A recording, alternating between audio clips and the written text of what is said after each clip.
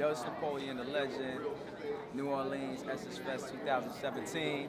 Came all the way from Brooklyn. I just hit center stage, tore it down. I'm out here with A&R Report, live. I made a pretty good name for myself in New York, in the Brooklyn area, all New York City. Did a lot of shows in Philly, up and down the DMV.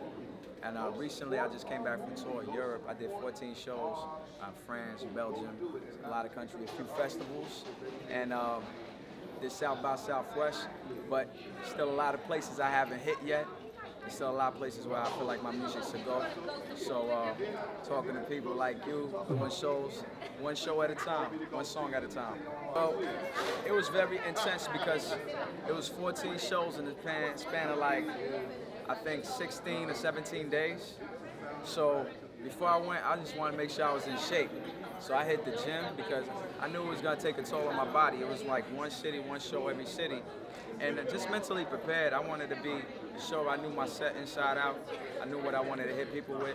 But I'm also flexible, so when I see people like, when I see different crowds, I might throw an audible to the DJ, be like, nah, switch songs, do something else. And it was all about, I really learned how to connect with the crowd over there because some people might not understand English when you go overseas.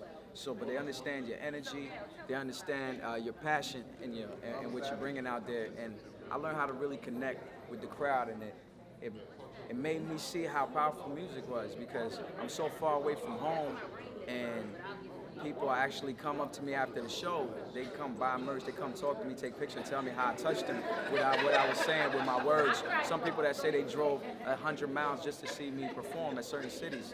That was like, really touched my heart.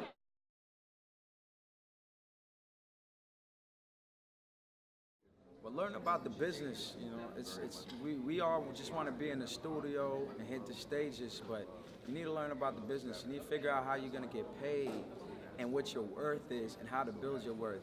So you have to know how to brand yourself through social media.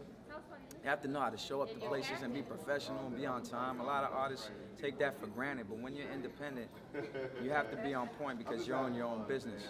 Then after, when people start seeing you moving, you start building your team, you start getting a manager, you start getting a publicist, you start getting other street team that's helping you with other things, interns even. But you gotta start with yourself. Don't think somebody else is gonna do it for you. Don't wait till somebody discovers you out of the blue. Work it on your own and build your own brand, and the people will come. If you have good product, if you're a progression, you're making good music, people will come. And know the business. If it makes sense for somebody to stream exclusively where they can have a deal and have some money up front for their release, more power to you, because eventually the fan is gonna get it. And if it's gonna grow another platform, that means you're influential. And I think it's the artists taking the power back into their hands where they can control where their music is going. So have no qualms with it. I think for a fan, sometimes you might want to hear it, but if you really want to hear it, you can find the music. It's not that deep, you know what I mean?